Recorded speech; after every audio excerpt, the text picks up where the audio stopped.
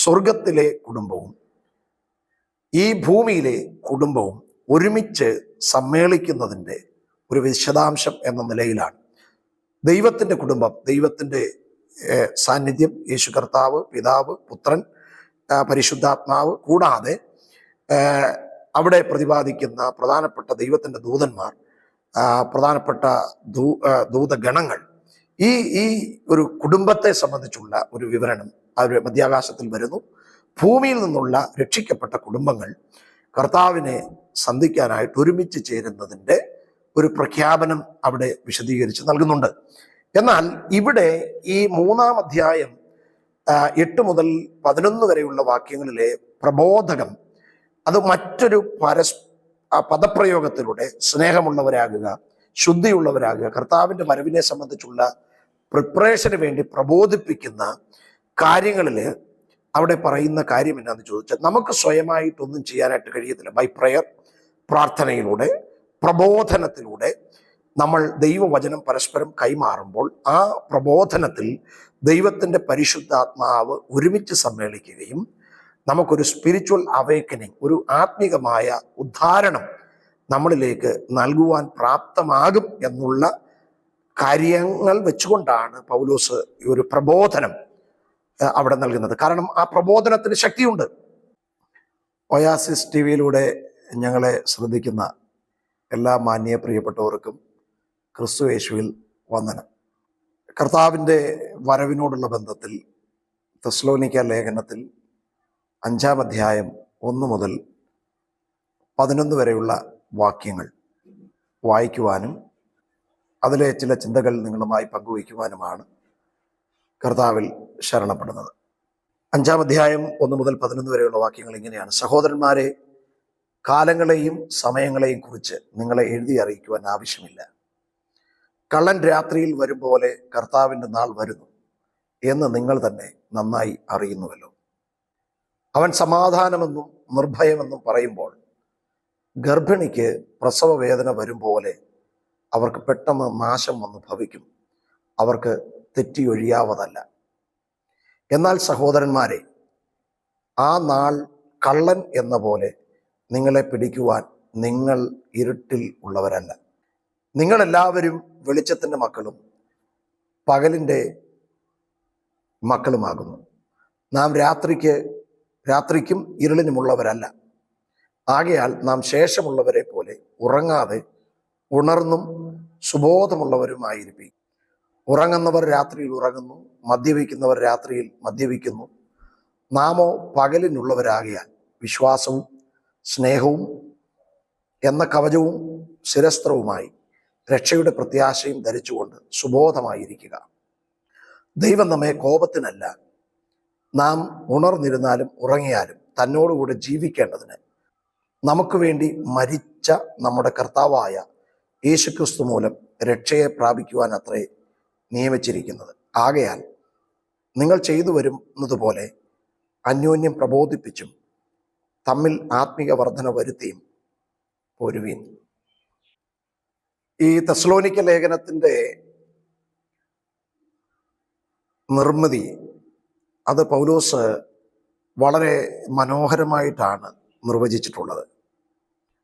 പ്രത്യേകിച്ച് തെസ്സലോനിക്ക വിശ്വാസികൾ ആരാണെന്ന് 1-ാം അധ്യായം അതിൻ്റെ 10-ാം വാക്യത്തിൽ താൻ വിശദീകരിച്ച് പറയുന്നുണ്ട്.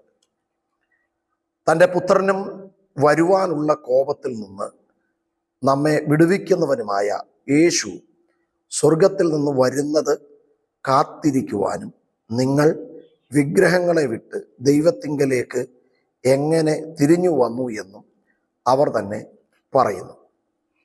ഇവിടെ പൗലോസ് തെസ്സലോനിക്കരെ സംബന്ധിച്ചിടത്തോളം പറയുന്ന വാക്കുകൾ വളരെ ശ്രദ്ധേയമാണ്.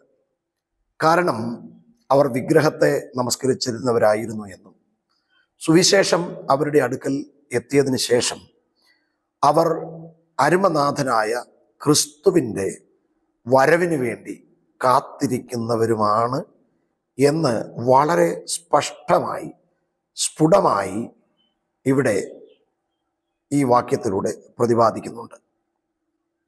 അതോടൊപ്പം തന്നെ 1 തെസ്സലോനിക്ക ലേഖനം 3-ന്റെ 6 ഒരു വാക്യം പൗലോസ് എടുത്തു പറയുന്നത് അതും ഇവിടെ ശ്രദ്ധേയമാണ്. ഇപ്പോഴോ തിമോത്തയോസ് നിങ്ങളുടെ അടുക്കൽ നിന്ന് വന്ന് നിങ്ങളുടെ വിശ്വാസത്തെയും സ്നേഹത്തെയും പറ്റിയും പൗലോസിനോട് അറിയിച്ച കാര്യത്തെക്കുറിച്ചും അവിടെ വിവരിക്കുകയാണ്. തെസ്സലോനിക്ക വിശ്വാസികളുടെ ഏറ്റവും പ്രത്യേകതയുള്ള സ്വഭാവത്തെ എടുത്തു പറയുകയാണ്. അവർ സ്നേഹമുള്ളവരാണ്, അവർ വിശ്വാസമുള്ളവരാണ്. ഈ 2 കാര്യങ്ങൾ എടുത്ത് പറയുകയാണ്. അപ്പോൾ ഒരു കൂട്ടുപ്രവർത്തകന്റെ സന്തോഷവും ആശ്വാസവും തെസ്സലോനിക്കരെ കുറിച്ച് പറയുന്നതിൽ എത്രമാത്രം ശ്രദ്ധ ചെലുത്തി എന്നത് ഈ പുസ്തകത്തിൻ്റെ മറ്റൊരു പ്രത്യേകത കൂടിയുണ്ട്. മാത്രമല്ല, ഈ പുസ്തകത്തിൻ്റെ നിർമ്മിതി 1 മുതൽ 3 വരെയുള്ള അധ്യായങ്ങളിൽ തെസ്സലോനിക്കർക്ക് വേണ്ടി കർത്താവായ യേശു ക്രിസ്തു എന്ത് ചെയ്തു എന്ന് അവിടെ വിശദീകരിക്കുന്നുണ്ട്. അതായത് ഒരു ഗ്രേറ്റ് സ്പിരിച്വൽ അവേക്കനിങ് ഈ തെസ്സലോനിക്കരുടെ ഇടയിൽ സംഭവിച്ചതിൻ്റെ ഒരു വിശദീകരണം ഈ 1 മുതൽ 3 വരെയുള്ള അധ്യായത്തിൽ പ്രതിപാദിക്കുന്നുണ്ട്. എന്നാൽ 3-ാം അധ്യായത്തിൻ്റെ 8 മുതൽ 11 വരെയുള്ള വാക്യങ്ങൾ വായിക്കുമ്പോൾ അവിടെ പ്രത്യേകിച്ച് പൗലോസ് ഈ തെസ്സലോനിക്ക വിശ്വാസികൾക്ക് വേണ്ടി പ്രാർത്ഥിക്കുന്ന ഒരു പ്രാർത്ഥന നമുക്കവിടെ കാണുവാനായിട്ട് കഴിയുന്നുണ്ട്. ആ പ്രാർത്ഥനയിലൂടെ പൗലോസ് തെസ്സലോനിക്ക വിശ്വാസികളെ പ്രബോധിപ്പിക്കുകയും ചെയ്യുന്ന ഒരു കാര്യം നമുക്കവിടെ കാണുവാനായിട്ട് കഴിയുന്നുണ്ട്.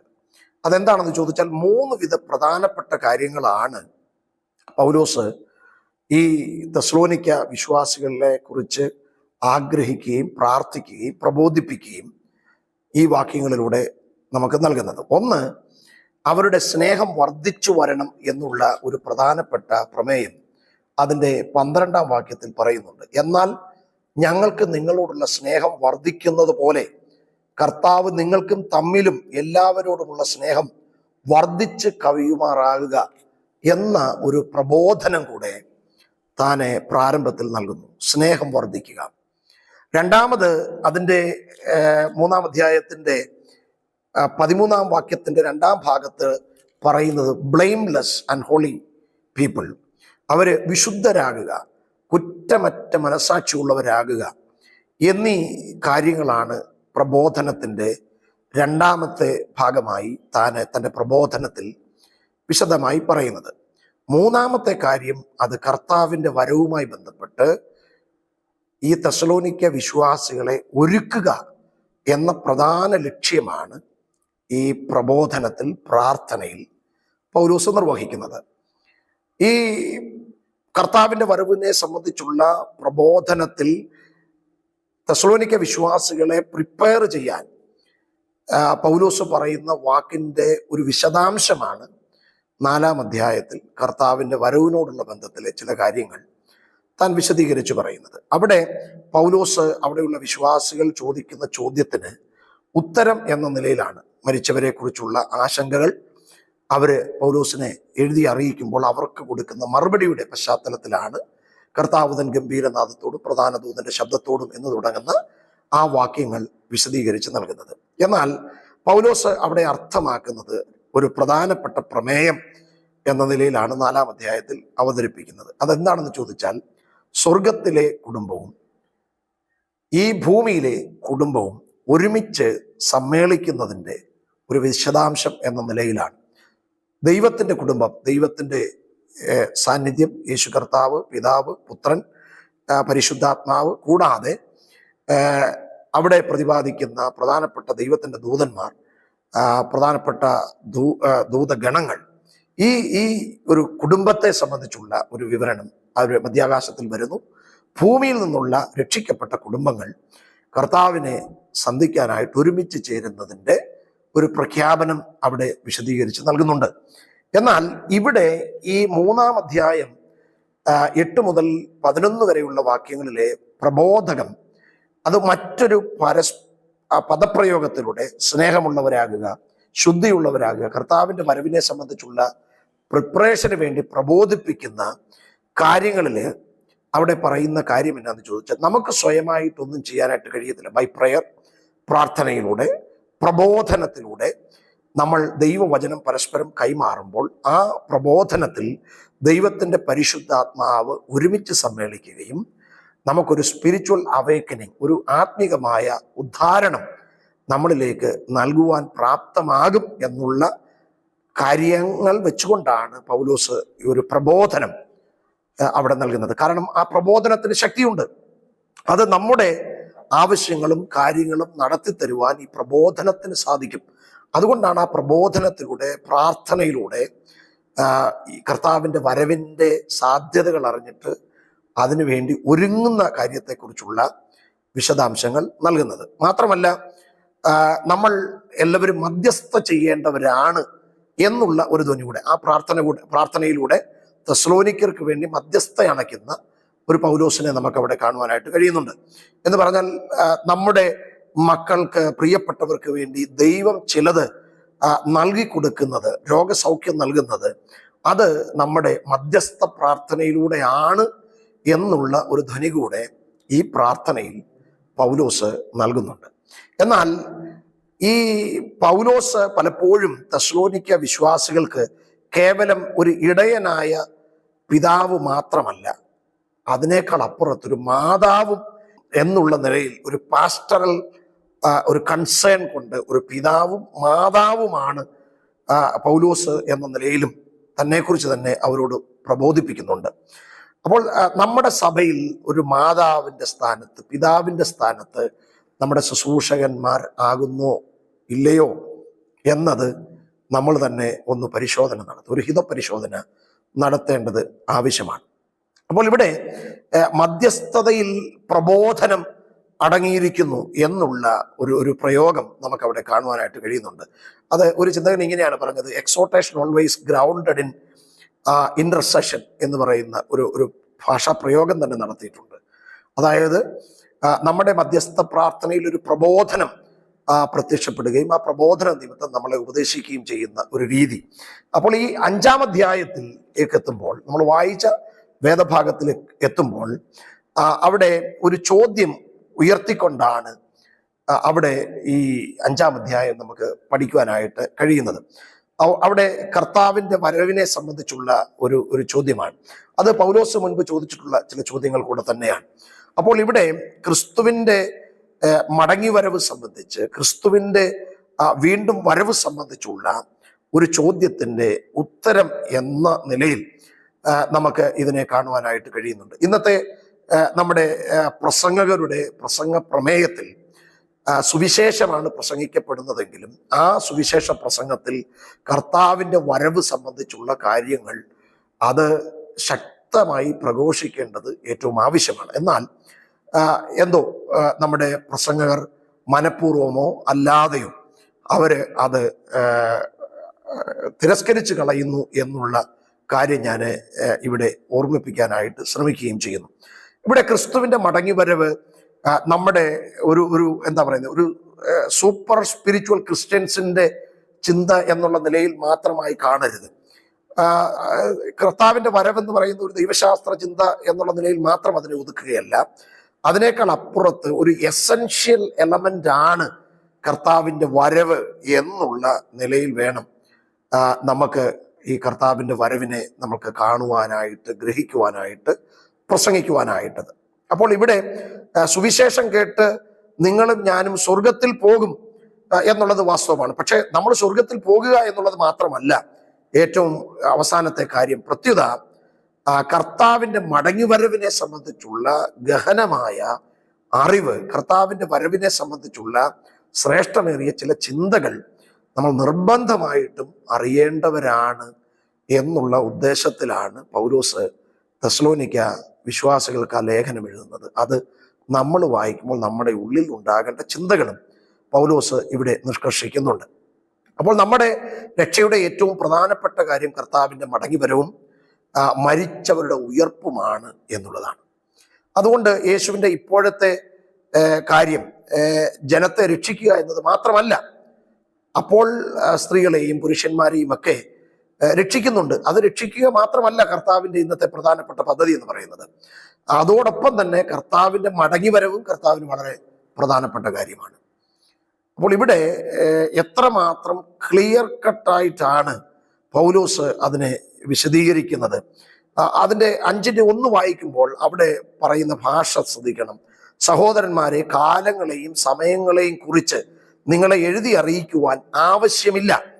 ഇത് എന്താണ് പൗലോസ് അർത്ഥമാക്കുന്നതെന്ന് ചോദിച്ചാൽ, അവിടെ നമുക്ക് കർത്താവായ യേശു ക്രിസ്തുവിൻ്റെ ഒരു ബൈബിൾ ഭാഷയായിട്ട് വേണം നമ്മളതിനെ കാണുവാനായിട്ട്. കാരണം എന്താണെന്ന് ചോദിച്ചാൽ, അപ്പോസ്തലപ്രവൃത്തി 1-ാം അധ്യായം ശിഷ്യന്മാര് യേശുവിനോട് ചോദിക്കുന്ന ചില ചോദ്യമുണ്ട്. അവരൊരുമിച്ച് കൂടിയിരിക്കുന്ന സമയത്ത് യേശുവിനോട് ചോദിക്കാൻ, കർത്താവേ, നീ ഇസ്രയേലിന് ഈ കാലത്തിലോ രാജ്യം യഥാസ്ഥാനപ്പെടുത്തി കൊടുക്കുന്നത് എന്ന് ചോദിച്ചു. അപ്പോൾ ആ സമയത്ത് യേശുവിൻ്റെ മറുപടി, കാലങ്ങളെയോ സമയങ്ങളെയോ അറിയുന്നത് നിങ്ങൾക്കുള്ളതല്ല എന്നായിരുന്നു കർത്താവായ യേശു ക്രിസ്തുവിൻ്റെ മറുപടി. അപ്പോൾ ഈ കർത്താവിൻ്റെ വരവിനെ കുറിച്ച് കൂടുതൽ അറിയുവാൻ നമ്മൾ ആഗ്രഹിക്കണമെന്ന് തെസ്സലോനിക്ക വിശ്വാസികളോട് പറയുകയാണ്. പക്ഷേ ഈ കാലങ്ങളെയും സമയങ്ങളെയും കുറിച്ചുള്ള അറിവ് അത് പിതാവിൽ മാത്രം നിക്ഷിപ്തമായിരിക്കുന്ന ഒരു വസ്തുതയാണെന്നും, എന്നാൽ അവരോടുള്ള പൗലോസിന്റെ മറുപടി കർത്താവിൻ്റെ വരവിനെ കുറിച്ചുള്ള അറിവ് ഒരു നേരത്തെ പൗലോസിന്റെ പ്രസംഗത്തിലൂടെ പൗലോസ് പറഞ്ഞു കൊടുത്തിട്ടുണ്ട്. അപ്പോൾ ആ പറഞ്ഞു കൊടുത്തതിൻ്റെ വെളിച്ചത്തിലാണ് 5-ാം അധ്യായം 1-ാം വാക്യത്തിലേക്ക് വരുമ്പോൾ അവരോട് പറയുന്നത്, കാലങ്ങളെയും സമയങ്ങളെയും കുറിച്ച് നിങ്ങൾ എഴുതി അറിയിക്കുവാൻ ആവശ്യമില്ല എന്ന് പറഞ്ഞാൽ കർത്താവ് ഉദ്ധരിച്ച ആ ക്ലിയർ അക്യുറേറ്റ് നോളജ് നിങ്ങൾക്കിപ്പോഴും ഉണ്ട്. അപ്പോൾ അതുകൊണ്ട് അതിനെക്കുറിച്ചൊന്നും എനിക്ക് പറയേണ്ട കാര്യമില്ല. അത് പിതാവിന് മാത്രം അറിയാവുന്ന ചില യാഥാർത്ഥ്യമാണ്. പക്ഷേ ഇവിടെ പൗലോസ് പറയാൻ ആഗ്രഹിക്കുന്ന 4 പ്രധാനപ്പെട്ട കാര്യങ്ങൾ, കർത്താവിൻ്റെ വരവ് സംബന്ധിച്ചുള്ള 4 പ്രധാനപ്പെട്ട കാര്യങ്ങളെ വിശദീകരിക്കുവാനുള്ള ശ്രമമാണ് ഇവിടെ പൗലോസ് തെസ്സലോനിക്ക ലേഖനത്തിലൂടെ ശ്രമിക്കുന്നത്. അതിലൊന്ന്, ഏറ്റവും പ്രധാനപ്പെട്ട കാര്യം അതിൻ്റെ 2-ാമത്തെ വാക്യത്തിൽ വിശദീകരിക്കുന്നുണ്ട്. കള്ളൻ രാത്രിയിൽ വരും പോലെ കർത്താവിൻ്റെ നാൾ വരുന്നു എന്ന് നിങ്ങൾ തന്നെ നന്നായി അറിയുന്നുവല്ലോ.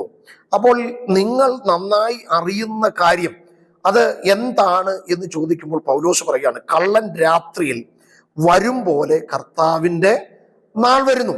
അപ്പോൾ കള്ളൻ രാത്രിയിൽ വരുന്നു എന്ന് പറഞ്ഞാൽ അവിടെ പൗലോസ് അർത്ഥമാക്കുന്നത് പ്രതീക്ഷിക്കാത്ത സമയത്ത് വരുന്ന ഒരു ആള് എന്നുള്ള നിലയിലാണ്. കള്ളൻ രാത്രിയിൽ വരും പോലെ എന്ന് പറയുന്ന ആ പ്രയോഗം അവിടെ അർത്ഥമാക്കുന്നത് പ്രതീക്ഷിക്കാത്ത സമയത്ത് വരുന്ന ഒരുത്തനെ കുറിച്ചുള്ള ഭാഷാ പ്രയോഗത്തിലൂടെ, അതായത് ഒരു നമ്മൾ അൺപ്രിപ്പയർഡാണ്, നമ്മൾ ഒരുക്കമില്ലാത്തവരാണ്. ഒരിക്കലും കള്ളൻ വരുന്നത് നമ്മളെ ഫോൺ വിളിച്ചറിയിച്ചിട്ടൊന്നുമല്ലല്ലോ. ആ ഒരു അർത്ഥത്തിൽ ഒരു അൺപ്രിപ്പയർഡ് ആയിട്ടിരിക്കുന്ന ഒരു സമയത്ത് വരുന്നു എന്നുള്ള അർത്ഥത്തിലാണ്.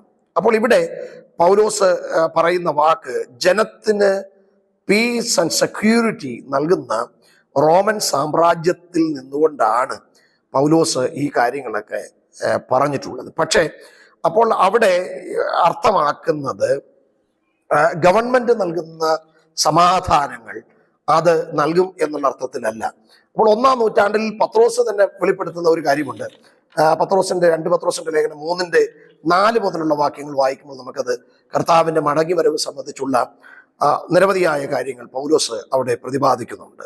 അപ്പോൾ സമാധാനവും സുരക്ഷിതത്വവും ഉണ്ടാകുമോ, കർത്താവിൻ്റെ വരവിൽ സമാധാനവും സുരക്ഷിതവും ഉണ്ടാകുമോ എന്നൊരു ചോദ്യം അവിടെ വരുന്നുണ്ട്. പക്ഷെ എന്നാൽ അവിടെ പൗലോസ് പറയാൻ ആഗ്രഹിക്കുന്നത് കർത്താവിൻ്റെ മടങ്ങിവരവ് വലിയ അപകടം സംഭവിക്കും എന്നുള്ള നിലയിലും കൂടെ പൗലോസ് അവിടെ അർത്ഥമാക്കുവാനായിട്ട് ഉപയോഗിക്കുന്നുണ്ട്. സോ ഡേഞ്ചറസ് ആയിരിക്കും എന്നാണ് പൗലോസ് അവിടെ പറയുവാനായിട്ട് ആഗ്രഹിക്കുന്നത്.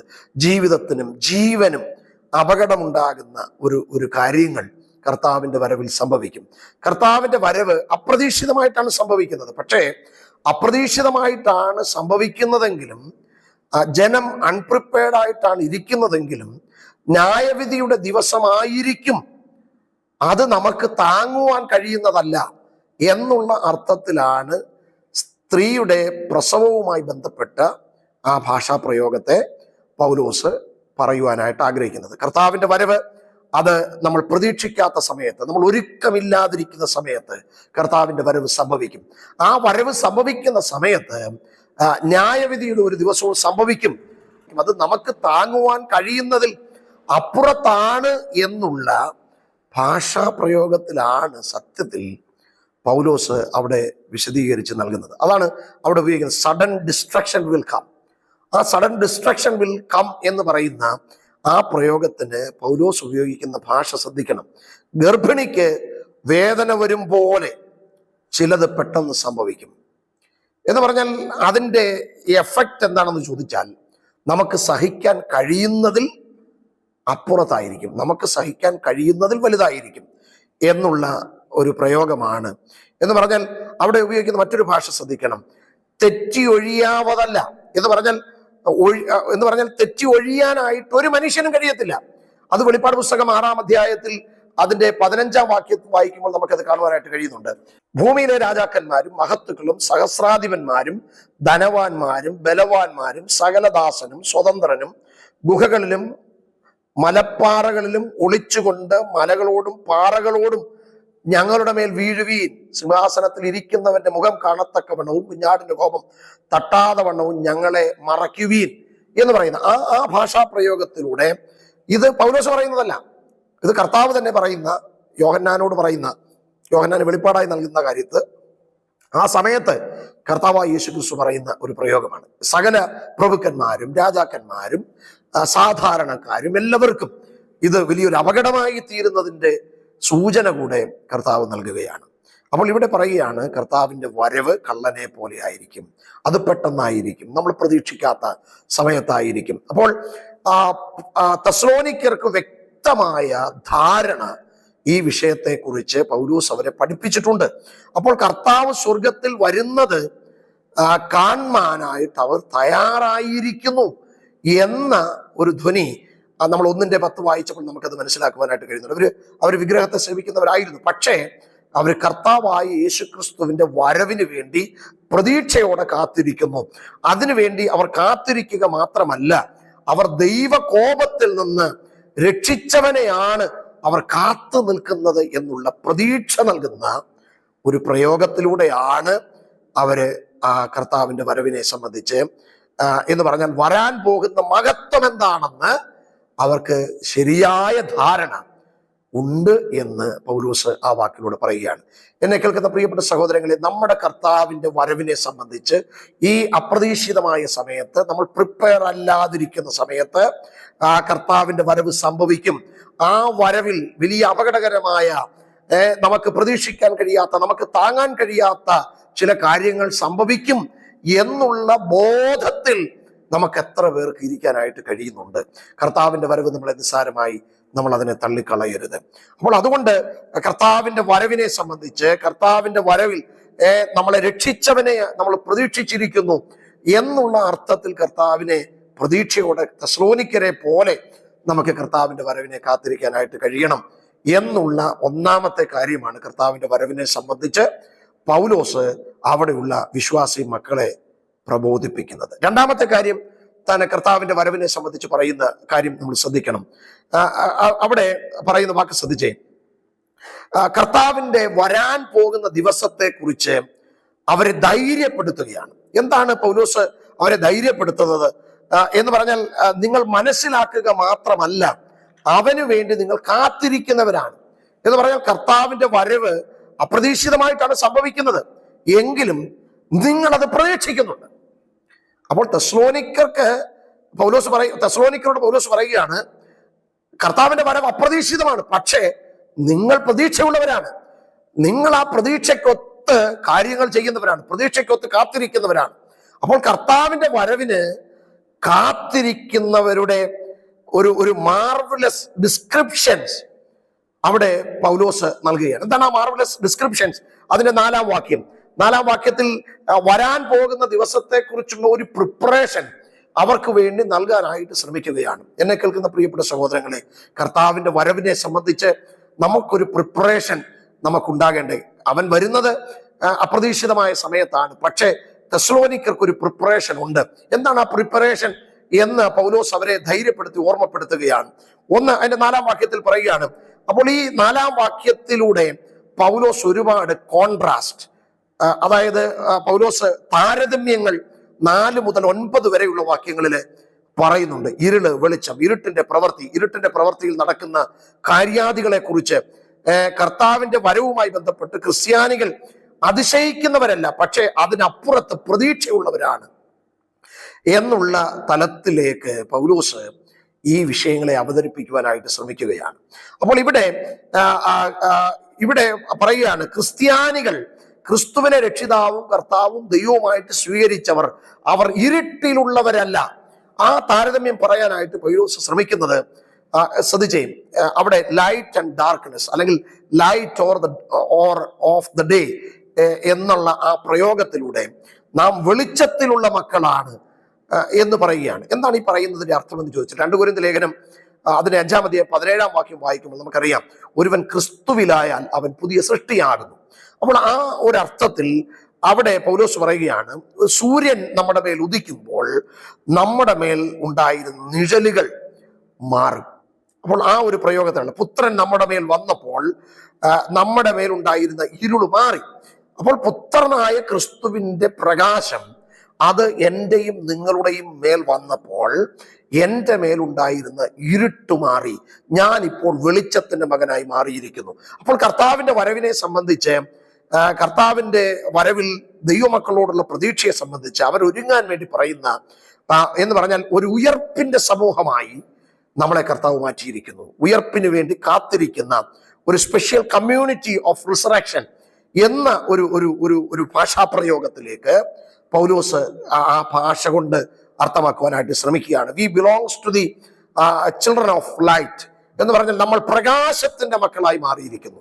എബ്രായ ലേഖനം 6-ലും ഒക്കെ വായിക്കുമ്പോൾ നമുക്കത് കാണുവാനായിട്ട് കഴിയുന്നുണ്ട്.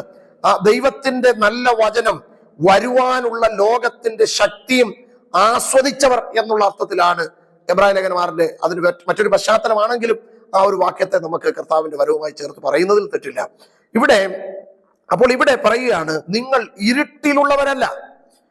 അപ്പോൾ ഇവിടെ പൗലോസ് പറയുവാൻ ആഗ്രഹിക്കുന്നത്, ഇരുട്ടിന്റെ ആശയങ്ങൾ പറഞ്ഞിട്ട് രണ്ടാമത് പറയാൻ, നമ്മൾ ഇരുട്ടിലുള്ളവരല്ല. എങ്ങനെയാണ് നമ്മൾ ഇരുട്ടിലുള്ളവരല്ലാത്തത് എന്നത് പറയാനായിട്ട് പൗലോസ് പറയുന്നത്, ശ്രദ്ധിച്ചേ, നിങ്ങൾ ഉറങ്ങുന്നവരല്ല, ഉണർന്ന് സുബോധമായിരിക്കുന്നവരാണ് എന്നുള്ള നിലയിലാണ് അവിടെ പറയുന്ന വാക്ക്. ശ്രദ്ധിച്ചേ, നിങ്ങൾ എല്ലാവരും വെളിച്ചത്തിന്റെ മക്കളും പകലിന്റെ മക്കളുമാകുന്നു, നാം രാത്രിക്കും ഇരുളിനും ഉള്ളവരല്ല. അപ്പോൾ ഇവിടെ അതിന്റെ 8-ാം വാക്യത്തിൽ, നാമോ പകലിൽ ഉള്ളവരാകിയാൽ വിശ്വാസവും സ്നേഹവും എന്ന കവചവും ശിരസ്ത്രമായ രക്ഷയുടെ പ്രത്യാശയും ധരിച്ചുകൊണ്ട് സുബോധമായിരിക്കുന്നു. അപ്പോൾ ഇവിടെ ഉറക്കത്തിലേക്ക് വഴുതി വീഴാതെ നമ്മൾ സുബോധമുള്ളവരായിരിക്കുന്നു എന്ന് പറഞ്ഞാൽ, നമ്മൾ മറ്റൊരിടത്തേക്ക് പോകുവാനുള്ളവരാണ്, നമ്മൾ ഇവിടെ ഉള്ളവരല്ല. അപ്പോൾ മറ്റൊരിടത്തേക്ക് പോകണമെന്ന് ആഗ്രഹിക്കുന്ന ഒരു മനുഷ്യനും ഉറങ്ങിയിരിക്കാനായിട്ട് കഴിയത്തില്ല. നമുക്കറിയാം, നമ്മളൊരു യാത്രയ്ക്ക് വേണ്ടി തയ്യാറായാൽ നമ്മൾ ഉറങ്ങിയിരിക്കത്തില്ലല്ലോ. അപ്പോൾ അതേ അർത്ഥത്തിലാണ് പൗലോസ് ഇവിടെ പറയുന്നത്, നമ്മൾ മറ്റൊരിടത്തേക്ക് പോകുന്നവരായതുകൊണ്ട് നമുക്ക് ഉറങ്ങിയിരിക്കുവാനായിട്ട് കഴിയുന്നതല്ല, അതിനേക്കാൾ നമ്മൾ ഗൗരവമുള്ളവരാണ്. കർത്താവിന്റെ വരവിനെ സംബന്ധിച്ച് നമ്മൾ ഗൗരവമുള്ളവരാണ്. ഒന്ന്, പൗലോസ് പറയും, നമ്മൾ ഇരുട്ടിലുള്ളവരല്ല. 2, ഇരുട്ടിൽ നമ്മൾ ഉറങ്ങുന്നവരല്ല, നമ്മൾ ഗൗരവമുള്ളവരാണ്. മറ്റൊരു സ്ഥലത്തേക്ക് പോകണമെന്ന് ആഗ്രഹിച്ച് പ്രതീക്ഷയുള്ളവരാണ്. ആ പ്രതീക്ഷകൾ കൈവിടാത്തവരായി തീരണം എന്നുള്ള അർത്ഥത്തിലാണ് പൗലോസ് അവിടെ പറയുന്നത്. ഒന്ന്, ഞാൻ ഇരുട്ടിലുള്ളവരല്ല, ഞാൻ ഉറങ്ങുന്നവനല്ല. മൂന്നാമത് പൗലോസ് പറയാൻ, രാത്രിയിൽ മദ്യപിക്കുന്നവരായി മാറുന്നു. അപ്പോൾ നമ്മൾ മദ്യപിക്കുന്നവരല്ല. അപ്പോൾ ഈ ലോകത്തിലുള്ളതൊന്നും നമ്മളെ മത്തരാക്കുന്നില്ല എന്നുള്ളതാണ്. അപ്പോൾ കർത്താവിന്റെ വരവാണ് എന്റെ പ്രതീക്ഷ. ഈ ലോകത്തിലുള്ള ഒന്നും മദ്യത്തിന്റെ ലഹരിയിൽ ഒരു മനുഷ്യനെ മത്തനാക്കുന്നത് പോലെ ഈ ഭൂമിയിലുള്ളതൊന്നും കർത്താവിന്റെ വരവിൽ അപ്പുറത്തേക്ക് എന്നെ ഭൂമിയിൽ പിടിച്ചിരുത്തത്തക്ക നിലയിൽ എന്നെ മത്തനാക്കുന്നതൊന്നുമില്ല. അത് സമ്പത്താകട്ടെ, വീടാകട്ടെ, മറ്റ് എന്തെങ്കിലും എന്നെ മത്തു പിടിപ്പിച്ചിരുത്തുന്ന ഒന്നല്ല. അപ്പോൾ രാത്രിയിൽ അവിടെ മദ്യപിക്കുന്ന മനുഷ്യനോട് താരതമ്യം ചെയ്തുകൊണ്ട്, താതാത്മ്യപ്പെടുത്തിക്കൊണ്ട് അവിടെ പറയുവാൻ ആഗ്രഹിക്കുന്നത്, നമ്മൾ മദ്യപിക്കുന്നവരല്ല. എന്ന് പറഞ്ഞാൽ ഈ ലോകത്തിലുള്ളതൊന്നും എന്നെ മത്തരാക്കി ഭൂമിയിലേക്ക് പിടിച്ചിരുത്തുന്ന ഒന്നല്ല. I am controlled by your faculty എന്നുള്ള അർത്ഥത്തിലാണ്. എൻ്റെ ശരീരത്തെ കൺട്രോൾ ചെയ്യുന്നത് ദൈവികമായ ഫാക്കൽറ്റിയാണ് എന്നുള്ള അർത്ഥത്തിലേക്ക് ഇവിടെ സ്വയനിയന്ത്രണം ത്തിലുള്ള ഒരു മനുഷ്യനാണ് എന്നുള്ള നിലയിലാണ്. സ്വയനിയന്ത്രണമുള്ള ഒരു മനുഷ്യൻ. അപ്പോൾ സ്വയനിയന്ത്രണമില്ലാത്തൊരു മനുഷ്യൻ അവൻ മദ്യപിക്കുന്നവനായി, അവനെ മതോന്മത്തനാക്കുന്ന, അവനെ ഇൻടോക്സിക്കേറ്റഡ് ആക്കുന്ന ഒരു തലത്തിലേക്ക് മാറ്റും. പക്ഷേ പൗലോസ് ഇവിടെ പറയുകയാണ്, I am not an intoxicated. അല്ലെങ്കിൽ തെസ്സലോനിക്ക വിശ്വാസികൾ പറയുകയാണ്, വി ആർ നോട്ട് ഇൻടോക്സിക്കേറ്റഡ് അല്ല, ഞങ്ങൾ മത്ത് പിടിച്ചവരല്ല, അപ്പോൾ സുബോധമുള്ളവരാണ്. അപ്പോൾ ഇന്ന് ഈ വീഡിയോ കാണുന്ന പ്രിയപ്പെട്ട സഹോദരങ്ങളോട് ഞാൻ ചോദിക്കട്ടെ, കർത്താവിന്റെ വരവിനെ സംബന്ധിച്ച് നമുക്ക് എത്രത്തോളം സുബോധമുണ്ട്? നമ്മുടെ ബോധം മറഞ്ഞു പോകുന്ന നിലയിൽ, മത്തന്മാരാക്കുന്ന നിലയിൽ നമ്മളെ പിടിച്ച് പുറകിലേക്ക് വലിക്കുന്ന, കർത്താവിന്റെ വരവിൽ നിന്ന് പിന്നിലേക്ക് വലിക്കുന്ന, മത്തരാക്കുന്നത് എന്തെങ്കിലും ഉണ്ടെങ്കിൽ അതിനെ വിടാനായിട്ട് നമുക്ക് കഴിയണം. അല്ലെങ്കിൽ കർത്താവിന്റെ വരവിൽ നമുക്ക് പ്രതിസന്ധി ഉണ്ടാകും എന്നുള്ള കാര്യമാണ് ഇവിടെ പറയുന്നത്. അതിന് 8-ാം വാക്യത്തിലേക്ക് വരുമ്പോൾ അവിടെ പറയുന്നത് സുബോധമുള്ളവരാണ് എന്നുള്ള നിലയിലാണ്. എന്ന് പറഞ്ഞാൽ അവിടെ പറയുന്നത് ശ്രദ്ധിച്ചേ, വിശ്വാസവും സ്നേഹമെന്ന കവചവും ശിരസ്ത്രമായി രക്ഷയുടെ പ്രത്യാശയും ധരിച്ചും കൊണ്ട് സുബോധമായിരിക്കുന്നവർ എന്ന് പറഞ്ഞാൽ പൗലോസ് പറയുവാൻ ആഗ്രഹിക്കുന്നത്, ഞങ്ങൾ ജീവിക്കുന്നത് കേവലം ഒരു സിവിലിയൻ ആയിട്ടല്ല, ഒരു സാധാരണ പൗരൻ എന്നുള്ള നിലയിലല്ല ഞങ്ങൾ ഈ പ്രപഞ്ചത്തിൽ ജീവിക്കുന്നത്. ഞങ്ങൾ ജീവിക്കുന്നത് എങ്ങനെയാണെന്നറിയാമോ? ഞങ്ങൾ ജീവിക്കുന്നത് ഒരു മിലിറ്ററി ഓർഡർ കൊണ്ടാണ് ഞങ്ങൾ ജീവിക്കുന്നത്. ഇവിടെ പറയുന്ന ഭാഷാപ്രയോഗം അതാണ്.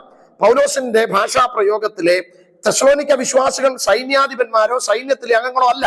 പക്ഷേ പൗലോസിന്റെ ഭാഷാപ്രയോഗം ശ്രദ്ധിക്കണം. പൗലോസിന്റെ ഭാഷാപ്രയോഗം, നാമോ പകലിലുള്ളവരാകിയാൽ വിശ്വാസവും സ്നേഹവും എന്ന കവചവും ശിരസ്ത്രമായി രക്ഷയുടെ പ്രത്യാശയും ധരിച്ചുകൊണ്ട് സുബോധമായിരിക്കുന്നു എന്ന് പറഞ്ഞാൽ we are living in a military order. ആ മിലിറ്ററി ഓർഡർ അനുസരിച്ച് ജീവിക്കുകയും അതിൻ പ്രകാരം ഞങ്ങൾ ക്രമം ചെയ്യുകയും ചെയ്യുന്നവരാണ് എന്നാണ് പറഞ്ഞതിന്റെ അർത്ഥം. എന്ന് പറഞ്ഞാൽ we are belongs to the army of Jesus Christ. ക്രിസ്തുവിന്റെ ആർമിയാണ്. അതാണ് അവിടെ പറയുന്നത്. ഞങ്ങൾ ക്രിസ്തുവിന്റെ പോരാളികളാണ് എന്ന് പറഞ്ഞാൽ അവിടെ പൗലോസ് പറയുന്നതിന്റെ അർത്ഥം എന്താണെന്ന് ചോദിച്ചാൽ, കർത്താവിന്റെ വരവിങ്കൽ സംഭവിക്കാൻ പോകുന്ന ഒരു യുദ്ധത്തെ കുറിച്ച്, we are waiting for the end of the war, ഒരു വലിയ യുദ്ധത്തിന്റെ അവസാന നാളിലേക്ക് വി ആർ വെയിറ്റിംഗ് എന്ന് പറഞ്ഞാൽ ക്രിസ്തുവിന്റെ കുടുംബവും ഭൂമിയിലേക്ക് വരുന്ന സമയത്ത്, ഭൂമിയിലുള്ള ഞങ്ങളുടെ കുടുംബങ്ങൾ ക്രിസ്തുവിനെ എതിരേക്കാൻ മധ്യാകാശത്തിലേക്ക് പോകുന്ന സമയത്ത് we are waiting for the end of the final war. അവിടെ ഞങ്ങൾ അവസാന യുദ്ധത്തിന് വേണ്ടി കാത്തിരിക്കുന്നവരാണ്.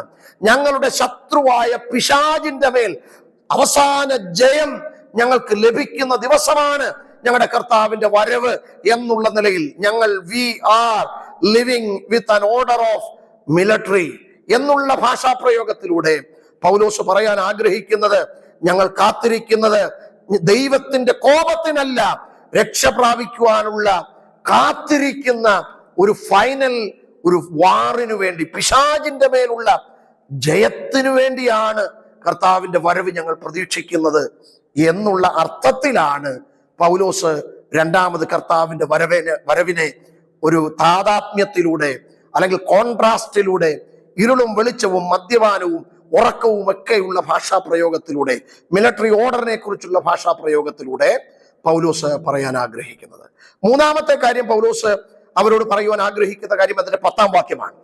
10-ാം വാക്യം, നാം ഉണർന്നിരുന്നാലും ഉറങ്ങിയാലും തന്നോടുകൂടെ ജീവിക്കേണ്ടതിന് നമുക്ക് വേണ്ടി മരിച്ച നമ്മുടെ കർത്താവായ യേശുക്രിസ്തു മൂലം രക്ഷയെ പ്രാപിക്കുവാൻ അത്രേ നിയമിച്ചിരിക്കുന്നത് എന്ന് പറഞ്ഞാൽ പൗലോസ് അവിടെ പറയുവാൻ ആഗ്രഹിക്കുന്ന, തെസ്സലോനിക്ക വിശ്വാസികളെ സംബന്ധിച്ച് പറയുവാൻ ആഗ്രഹിക്കുന്ന മൂന്നാമത്തെ ചിന്ത, വരാൻ പോകുന്ന ദിവസത്തെ കുറിച്ച് ഞങ്ങൾക്ക് നല്ല ഉറപ്പുള്ളവരാണ്. വരാൻ പോകുന്ന ദിവസത്തെ കുറിച്ചുള്ള ഉറപ്പ് അവർക്ക് ഉണ്ട്. കർത്താവിന്റെ വരവിനെ സംബന്ധിച്ചുള്ള ഉറപ്പ് ക്രിസ്ത്യാനികളായ വിശ്വാസികളായ തെസ്സലോനിക്ക മക്കൾക്കുണ്ട് എന്ന് പറഞ്ഞാൽ ഒരു ഫൈനൽ ഡേ ഓഫ് ജഡ്ജ്മെന്റ്. അത് മാത്രമല്ല, ഫൈനൽ ഡേ ഓഫ് ജഡ്ജ്മെന്റ് എന്നത് മാത്രമല്ല, യേശു ഞങ്ങൾക്ക് വേണ്ടി മരിച്ചു. ഞങ്ങൾ ഉറങ്ങിയാലും ഉണർന്നിരുന്നാലും യേശുവിനോട് കൂടെ ജീവിക്കുമെന്നുള്ള ഉറപ്പിനെ കുറിച്ചാണ് പൗലോസ് തെസ്സലോനിക്ക വിശ്വാസികളെ കുറിച്ച് പറയുവാനായിട്ട് ശ്രമിക്കുന്നത്. എന്തൊരു വിശ്വാസമാണ്! ഞങ്ങൾക്ക് കർത്താവിനോട് കൂടെ പോകാമെന്നുള്ള ഉറപ്പ്. അപ്പോൾ ഇവിടെ പോകാമെന്നുള്ള ഉറപ്പ് സാധ്യമാകുന്നത് ഈ ഭൂമിയിൽ നമുക്ക് വേണ്ട രണ്ട് പ്രധാനപ്പെട്ട കാര്യങ്ങളുണ്ട്. അതെന്താണെന്ന് ചോദിച്ചാൽ, ഒന്ന്, നമുക്ക് പരസ്പരം സ്നേഹിക്കാൻ കഴിയണം. രണ്ട്, നമ്മൾ ഇരുട്ടിൽ വസിക്കാതെ വിശുദ്ധിയിലും വേർപാടിലും ജീവിക്കാൻ നമുക്ക് കഴിയണം എന്നുള്ള രണ്ട് പ്രധാനപ്പെട്ട പ്രബോധനങ്ങൾ. മൂന്നിന്റെ അവസാന വാക്യത്തിൽ പൗലോസ് പറയുന്നത് പോലെ ഇവിടെയും അർത്ഥാൽ പൗലോസ് നൽകുന്ന സന്ദേശവും അത് തന്നെയാണ്. ആ കർത്താവിന്റെ സന്നിധിയിൽ പോകുമെന്ന് എനിക്ക് ഉറപ്പുണ്ട്. പക്ഷെ പോകുമെന്നുള്ള ഉറപ്പ് ഞാൻ എൻ്റെ സഭയിൽ സ്നേഹമുള്ളവനായി സ്നേഹമുള്ള സഹോദരങ്ങളോട് കൂടെ പാർക്കുന്നു. മാത്രമല്ല, ഞാൻ ബ്ലെയിംലെസ് ആണ്, ഞാൻ ഹോളിയാണ് എന്നുള്ള സത്യം കൂടെ അവരെ ബോധ്യപ്പെടുത്തുന്നു. അങ്ങനെ യേശുവിനോട് കൂടെ ജീവിക്കുമെന്നുള്ള ഉറപ്പ് പ്രാപിച്ച ജനമാണ് തെസ്സലോനിക്ക വിശ്വാസികൾ. നാലാമത്തെ കാര്യത്തിലേക്ക് പൗലോസ് വരുന്നത് 11-ാം വാക്യത്തിലാണ്. ആകയാൽ നിങ്ങൾ ചെയ്തു വരുന്നത് പോലെ അന്യോന്യം പ്രബോധിപ്പിച്ചും തമ്മിൽ ആത്മീയ വർധന വരുത്തിയും പൊരുവീൻ. ഇനിയും പൗലോസ് പറയാൻ ആഗ്രഹിക്കുന്ന വാക്ക് വളരെ നമുക്ക് ഇന്നത്തെ വർത്തമാന കാലത്തിൽ ഏറ്റവും ശ്രേഷ്ഠമേറിയ ഒരു വാക്യം കൂടെയാണ്. എന്താണ് ആ പറഞ്ഞതിന്റെ അർത്ഥം എന്ന് ചോദിച്ചാൽ, ഇനിയും കർത്താവിന്റെ വരവ് അല്പം താമസിക്കുന്നത് കൊണ്ട്, കർത്താവിന്റെ വരവ് അല്പം താമസിച്ചാൽ കർത്താവിന്റെ അടുക്കലേക്ക് എനിക്ക് പോകാനായിട്ട് സമയം ഇനിയും കർത്താവ് നീട്ടിത്തന്നിട്ടുണ്ടെങ്കിൽ നമ്മൾ ചെയ്യേണ്ടതെന്താണ് എന്നതുകൂടെ പൗലോസ് ഇവിടെ പ്രമേയമാക്കി മാറ്റുന്നുണ്ട്. വരാൻ പോകുന്ന ദിവസത്തെ സംബന്ധിച്ചുള്ള കാര്യങ്ങൾ നിങ്ങൾക്ക് ബോധ്യമുണ്ടാകേണ്ടതിന് അന്ന് ഉണ്ടാകേണ്ട ചില ശുശ്രൂഷകൾ, കർത്താവിന്റെ വരവ് താമസിച്ചാൽ നമ്മുടെ സഭയിൽ നടക്കേണ്ട ചില ശുശ്രൂഷകൾ പൗലോസ് അവിടെയുള്ള വിശ്വാസികളെ പ്രബോധിപ്പിച്ച് പറയുകയാണ്. എന്താണ് പറയുന്നത് ശ്രദ്ധിച്ചേ. അതിന്റെ 11-ാം വാക്യത്തിൽ പൗലോസ് പറയുകയാണ്, നിങ്ങൾ അന്യോന്യം പ്രബോധിപ്പിക്കുക. പരസ്പരം ദൈവവചനം പറഞ്ഞ് പ്രബോധിപ്പിക്കാനായിട്ട് നമുക്ക് കഴിയണം. ഞാൻ ചോദിക്കട്ടെ, നമ്മുടെ കർത്താവിന്റെ വരവ് ഇത്രയും താമസിച്ചിട്ട് നമ്മൾക്ക് വിശ്വാസികളായിരിക്കുന്നവർക്ക്, നമ്മുടെ സഹോദരങ്ങൾക്ക് പരസ്പരം പ്രബോധിപ്പിക്കാനായിട്ട് കഴിയുന്നുണ്ടോ? പൗലോസ് പറയുന്നതാണ്, കർത്താവിന്റെ വരവ് ഇനി വൈകിയാൽ നിങ്ങൾ തെസ്സലോനിക്ക വിശ്വാസികൾ പരസ്പരം അന്യോന്യം പ്രബോധിപ്പിക്കുന്നവരാകണം. രണ്ടാമത് പൗലോസ് പറയുന്നത്, നിങ്ങൾ തമ്മിൽ തമ്മിൽ ആത്മിക വർധന വരുത്തണം. ഇവിടെ പൗലോസ് പറയുന്ന വാക്ക് ബിൽഡപ്പ് വൺ അനദർ എന്നുള്ള ഒരു ഭാഷാപ്രയോഗമാണ്. ഞാൻ ചോദിക്കട്ടെ, നമ്മുടെ സഭകളിൽ നമുക്ക് എത്ര പേർക്ക് നമുക്ക് പരസ്പരം ആത്മിക വർധന വരുത്തത്തക്ക നിലയിൽ, ഒരുവൻ ആത്മികമായി ശോഷിച്ചാൽ, ആത്മികമായി അവന് ഒരല്പം പോരായ്മ സംഭവിച്ചാൽ അവനെ നമുക്ക്, അല്ലെങ്കിൽ ഒരു സഹോദരനെ സഹോദരിയെ നമുക്ക് എത്രത്തോളം അവരെ എൻകറേജ് ചെയ്യാൻ, പരസ്പരം ഉണർത്താൻ, അവരെ ഒന്ന് ബിൽഡപ്പ് ചെയ്യാൻ നമുക്ക് എത്രമാത്രം കഴിയുന്നുണ്ട് പ്രിയപ്പെട്ട സഹോദരങ്ങളെ. ഇവിടെ പൗലോസ് കർത്താവിന്റെ വരവ് താമസിക്കുന്നെങ്കിൽ നിങ്ങൾ ചെയ്യേണ്ട ചില ശുശ്രൂഷകളുണ്ട്. പരസ്പരം പ്രബോധിപ്പിക്കാൻ, പരസ്പരം ആത്മീക വർധന വരുത്താൻ. അപ്പോൾ ഈ 4 പ്രധാനപ്പെട്ട പ്രമേയങ്ങളാണ് പൗലോസ് പറയാനാകുക. കർത്താവിന്റെ വരവ് സംഭവിക്കും. അത് എപ്പോഴാണെന്ന് നമുക്ക് ആർക്കും പറയാനായിട്ട് കഴിയില്ല. അതൊരു അപ്രതീക്ഷിതമായ സമയത്തായിരിക്കാം സംഭവിക്കുക, നമ്മൾ പ്രിപ്പയർ അല്ലാത്ത സമയത്തായിരിക്കാം സംഭവിക്കുക, അത് കള്ളനെ പോലെ ആയിരിക്കാം സംഭവിക്കുന്നത് എന്നാണ് പൗലോസ് പറഞ്ഞത്. എന്നിട്ട് രണ്ടാമത് പറയുകയാണ്, ഞങ്ങൾ ക്രിസ്തുവിനെ അറിഞ്ഞ നമ്മൾ ഇരുട്ടിലുള്ളവരല്ല. കർത്താവിന്റെ വരവിനെ സംബന്ധിച്ച് രണ്ടാമത്തെ കാര്യത്തിലേക്ക് വരുമ്പോൾ പറയുകയാണ്, നമ്മൾ ഇരുട്ടിലുള്ളവരല്ല. എന്നിട്ട് ചില താദാത്മ്യങ്ങൾ, ചില കോൺട്രാസ്റ്റുകൾ പറഞ്ഞു. ഞങ്ങൾ ഉറങ്ങുന്നവരല്ല, ഞങ്ങൾ മദ്യപാന്മാരല്ല എന്ന് പറഞ്ഞ് ഞങ്ങൾ സുബോധമുള്ളവരാണ്. അപ്പോൾ 3 പ്രധാനപ്പെട്ട കാര്യങ്ങൾ. ഇരുട്ടിൽ ഉള്ളവർ. അപ്പോൾ നമ്മൾ കർത്താവിന്റെ വരവിൽ എടുക്കപ്പെടണമെങ്കിൽ നമ്മൾ ഇരുട്ടിൽ പാർക്കാൻ പാടില്ല. ഇരുട്ടിൽ പാർക്കുന്നവർക്ക് കർത്താവിന്റെ വരവിനെ കുറിച്ച് ബോധമുള്ളവരല്ല. അപ്പോൾ ഇരുട്ടിൽ വസിക്കാതെ വെളിച്ചത്തിൽ വസിച്ച് കർത്താവിന്റെ വരവിന് വേണ്ടി സുബോധമുള്ളവരാകുക. അതാണ് രണ്ടാമത്തെ കാര്യം പൗലോസ് പറയുന്നത്.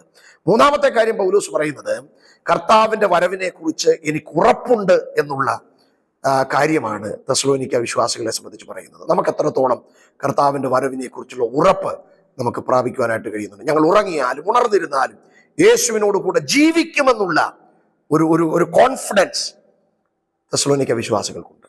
Do you have that confidence?